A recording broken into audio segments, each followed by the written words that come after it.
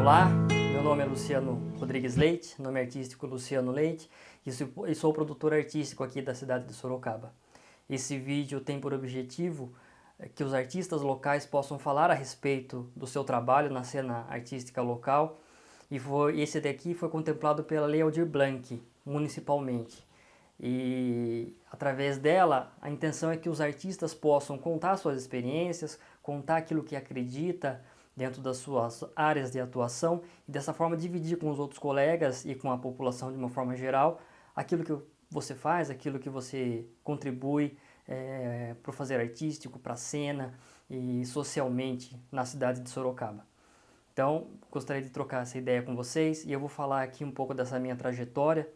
Eu comecei basicamente no teatro, trabalhei um pouco na dança também e tenho 2 livros publicados. Então, de certa forma, esse vídeo vai ser dividido em 3 partes, cada uma falando um pouco de cada uma dessas trajetórias e como, de certa forma, elas se unem, elas trocam ideias entre si.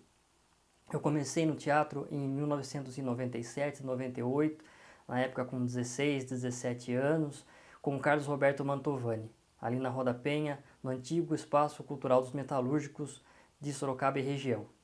Naquele momento, acho que até hoje na realidade, né, existe essa visão, o sindicato enxergava o trabalhador não apenas com detentores de direitos trabalhistas, ou não apenas detentor de direitos trabalhistas e com necessidade de dissídio, de transporte, de alimentação, mas via esse trabalhador de uma forma global, enxergava esse trabalhador e toda a sua família para que ele pudesse ter acesso também, além do pão, tivesse acesso também à cultura, à arte, à educação. E o Espaço Cultural dos Metalúrgicos veio nessa direção.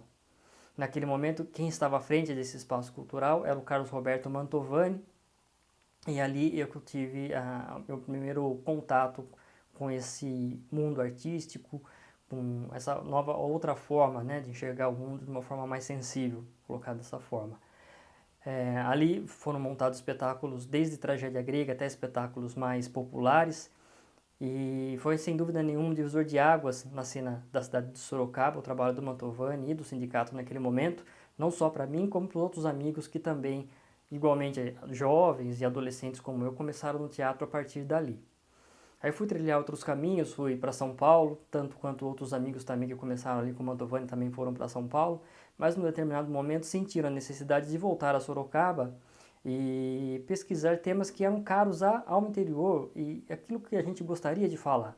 Então, utilizar aquele conhecimento adquirido fora da cidade de Sorocaba, unir com o conhecimento local e valorizar o conhecimento e a cena artística local e a história do fazer artístico no interior do estado de São Paulo, para começar a promover espetáculos com essa temática, né, sobre o povo do interior, os problemas do povo do interior e a forma de encenações que aconteciam no interior do estado de São Paulo, principalmente na cidade de Sorocaba. Isso é 2002, quando eu volto para cá, e acabo encontrando novamente os amigos que começaram lá também com Carlos Roberto Mantovani em 97, 98.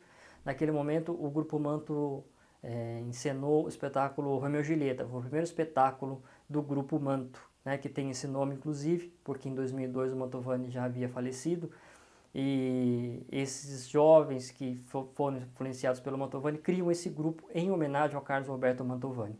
Nesse momento eu sou um mero espectador do trabalho dessas pessoas e o espetáculo foi montado na antiga arena, do Teatro de Arena da cidade de Sorocaba, ali perto da prefeitura, perto da Câmara dos Vereadores. Estava totalmente abandonado e o trabalho do Grupo Manto acaba revitalizando o local e levando a população a enxergar um espaço que até então havia sido esquecido.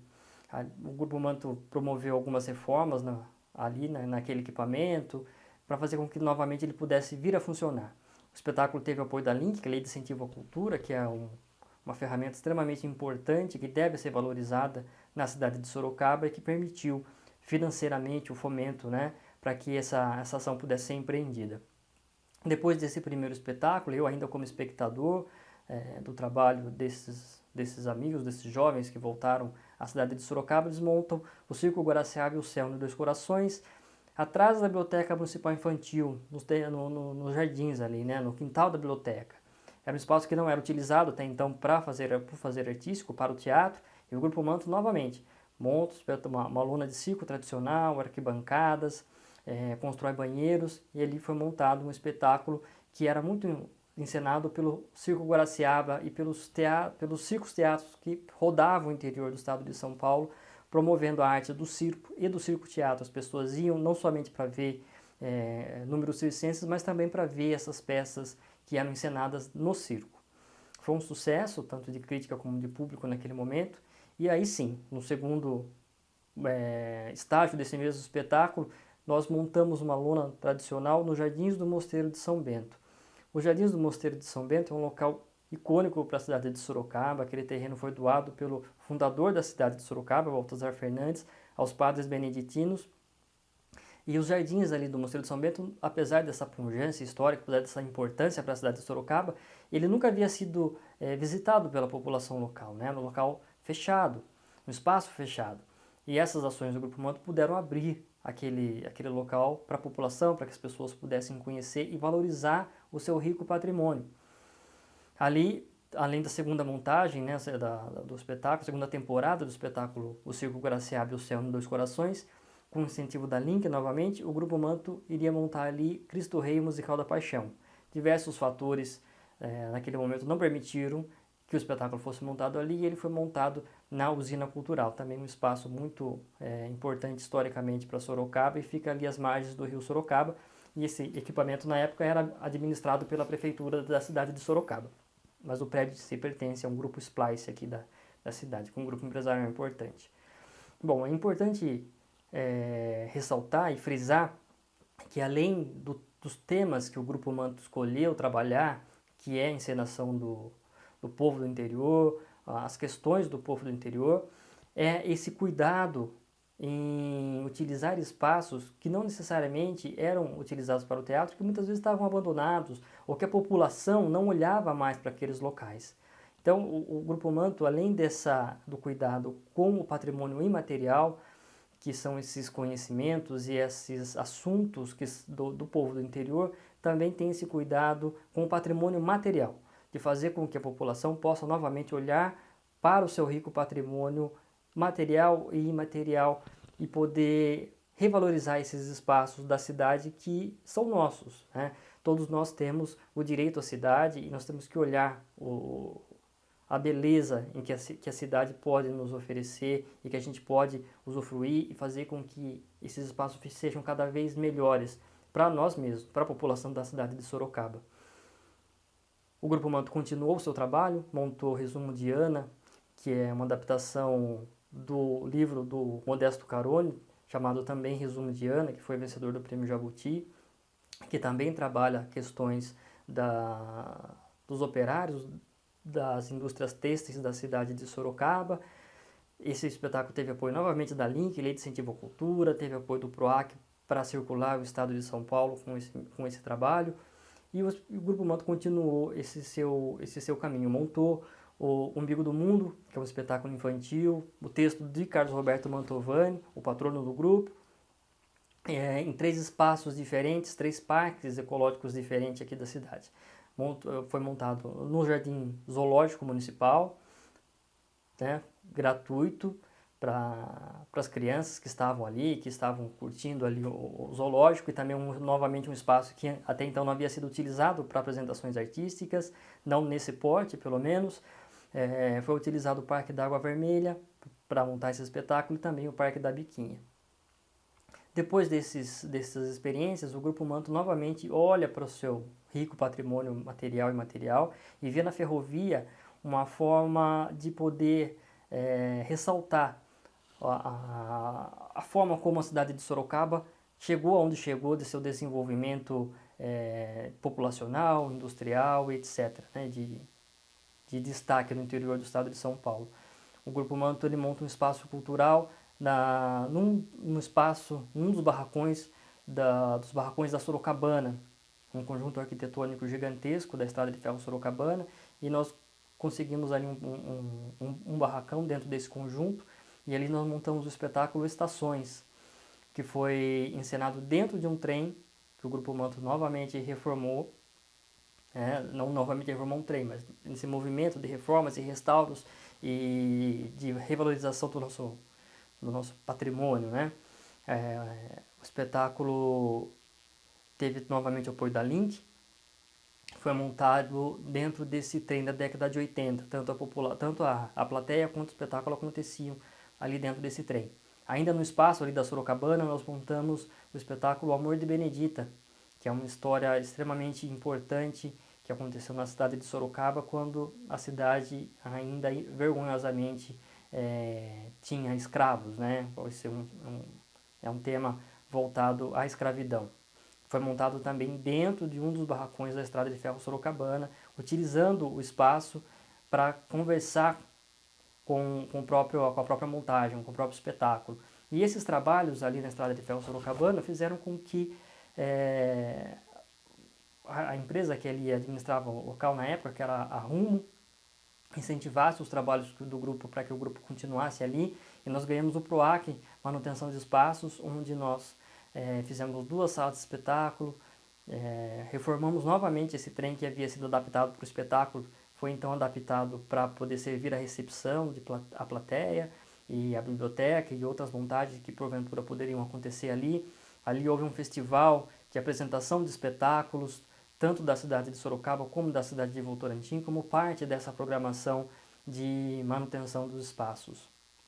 Então, esse meu caminho dentro da área artística, em que o patrimônio, seja ele material, né, personificado ali, ou através das suas edificações, e ao mesmo tempo travestido, revestido desse patrimônio material das pessoas que construíram esse espólio, essa herança para a cidade de Sorocaba, muito significativa e muito simbólica, influenciaram o meu trabalho como escritor. Nesse mesmo período em que eu estava ali na Estrada de Ferro Sorocabana, desenvolvendo meu trabalho como produtor artístico, todos esses trabalhos, eu atuei como produtor para que essas ações pudessem acontecer. Eu escrevi o livro Contos de uma Cidade Morta. Nesse livro aqui, que é um livro de contos, que teve apoio do PROAC e ganhou o Prêmio Sorocaba de Literatura, aqui PROAC 2014, eu conto a história do cemitério mais antigo de Sorocaba, que é o Cemitério da Saudade.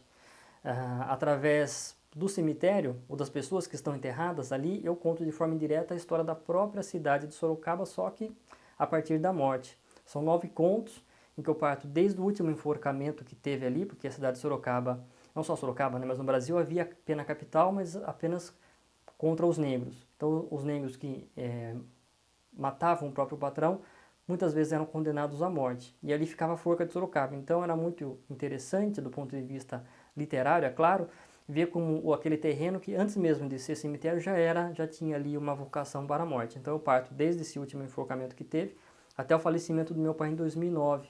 São 9 contos em que eu vou trabalhar novamente e com a influência desses meus outros trabalhos em que o patrimônio é muito importante. Aqui, de novo, um patrimônio material e imaterial. Material pela própria constituição física e palpável daquele espaço, que é o Cemitério da Saudade, como patrimônio material, que são as histórias e que são essas heranças que ali estão encerradas naquele cemitério. Eu trato não apenas de figuras históricas que estão enterradas lá, mas muitas vezes de pessoas que não tiveram digamos, destaque na história ou na historiografia oficial, mas que, no entanto, a história de vida deles me chamou a atenção e eu trabalho nesse livro aqui. Novamente, reforçando essa minha vocação e interesse nessas questões ligadas ao patrimônio, eu me vi na Estrada de Ferro Sorocabana me refazendo ou me fazendo enquanto trabalhador num local em que meu avô trabalhou a vida inteira e que meu pai fez o antigo curso ferroviário. E aquilo me trouxe um questionamento muito grande, né? O que há do meu avô, o que há do meu pai em mim, trabalhando e refazendo a vida no mesmo espaço físico, só que separado por mais de 100 anos, né? São realidades completamente diferentes e, no entanto, 3 gerações distintas estavam fazendo a vida de alguma forma no mesmo local. Meu avô era carpinteiro da Estrada de Ferro Sorocabana, ele começou como menor aprendiz e aposentou na Estrada de Ferro, ele era, no final, ele era ali do século XIX, né? E meu pai fez um antigo curso ferroviário, que é um curso embrionário de todos os cursos técnicos no país, e também trabalhou na Estrada de Ferro Sorocabana, e eu depois estava ali. E ver toda essa história do local e, ao mesmo tempo, a degradação daquele ambiente. Os barracões, a maioria deles estavam subutilizados ou abandonados, porque a ferrovia, apesar de ter sido extremamente importante para a cidade de Sorocaba, e a cidade de Sorocaba foi uma das poucas a empreender a sua própria ferrovia, né? Na altura chama Estrada de Ferro Sorocabana, mas mesmo assim, apesar de ser um patrimônio tombado como patrimônio histórico, tanto pelo CONDEFAT em nível estadual, como pelo CMDP, que é o Conselho Municipal de Defesa do Patrimônio aqui na cidade, ainda assim estava totalmente deteriorado e sofrendo com a ação do tempo e do abandono por diversas gestões. E isso me fez, esses questionamentos todos me levaram a fazer um mestrado em mudança social e participação política, trabalhando esse tema, trabalhando esse assunto, trabalhando esse local. E isso também gerou uma outra publicação, um outro livro, que é Estrada de Ferro Sorocabana e a Reinvenção do Passado. Aqui nesta obra eu trabalho a história da construção da Estrada de Ferro Sorocabana, desde a sua fundação. Trato um pouco ainda da história da cidade de Sorocaba, de por que Sorocaba conseguiu empreender a sua própria ferrovia, ligando a Estrada de Ferro Sorocabana a temas não só locais, mas também conjunturas nacionais e internacionais que promoveram e que possibilitaram ou facilitaram a instalação das ferrovias no Brasil, especificamente em Sorocaba. E aqui eu tenho um levantamento completo de cada um dos prédios que compõem a Estrada de Ferro Sorocabana aqui na cidade de Sorocaba. O terreno total tem 199 mil metros quadrados e são mais de 40 construções. E aqui eu trabalho cada uma delas, tem foto de cada uma delas e tem uma planta baixa do local mostrando onde está cada um dos prédios, tudo numerado, tudo certinho. Esse livro aqui teve apoio do PROAC, Programa de Apoio à Cultura para Patrimônios Materiais. Então percebam que tem uma linha, né? Tem uma lógica no trabalho. Às vezes essa lógica ela é pensada ou ela não é casual, mas muitas vezes os movimentos eles acontecem até mesmo sem que a gente tenha uma noção assim clara, muito perfeita, mas que as coisas vão se encaminhando de uma linearidade que faz algum sentido. E eu percebo esse sentido olhando para a trajetória, para a minha trajetória artística. E eu gostaria muito que essa mesma trajetória que eu trilhei até agora, de certa forma, eu possa continuar seguindo e trabalhando esses temas que para mim são muito importantes e muito caros. Eu também tive uma pequena contribuição na área da dança, fui produtor de 2 espetáculos de dança aqui da cidade de Sorocaba, 3 melhor dizendo, que é o Trabalho, o Homem, Tempo e Espaço, que é um espetáculo de dança que aconteceu dentro da Estrada de Ferro Sorocabana também, nos barracões, com esses mesmos questionamentos que eu falei agora há pouco, que me levaram a escrever o livro. E depois com a Quimera Dança eu produzi mais 2 espetáculos também. Um é o Frankenstein, o Monstro dos Outros e os Nossos, que trabalha essas questões que hoje nos atingem, né? De redes sociais e de diversos... desse mundo muito arredio, em que as pessoas estão muito protegidas dentro das suas próprias posições e pouco dispostas a conversar. E esse vídeo, de certa forma, né, quebra um pouco isso, né, ainda que seja de uma forma unilateral, só estou falando e vocês estão só ouvindo. Eu espero que uma hora a gente possa, com diferentes pessoas, a gente possa conversar sobre tudo isso que eu falei até aqui. E um outro espetáculo de dança, que é a Quimera, que também trabalhava temas correlatos. Então, basicamente é isso. Eu queria agradecer a audiência de vocês. Eu acho que a gente precisa, ao pensar o patrimônio, não é um saudosismo idiota, um saudosismo que não faz sentido nos dias atuais ou no novo século, mas pelo contrário, eu acho que se nós não olharmos para trás e valorizarmos as pessoas que fizeram com que a gente pudesse estar aqui hoje conversando e falando de uma cidade, por exemplo, que tem as suas características, que tem a sua importância dentro do estado de São Paulo, a gente não consegue seguir, a gente não consegue evoluir, a gente não consegue dar os próximos passos. E esse trabalho dessas pessoas, o trabalho dessas pessoas estão aí, em muitos edifícios, estão aí em muitas obras, estão aí nessa circulação de ideias, nessa cultura oral. Então a gente precisa ir atrás desses conhecimentos, retrabalhar isso.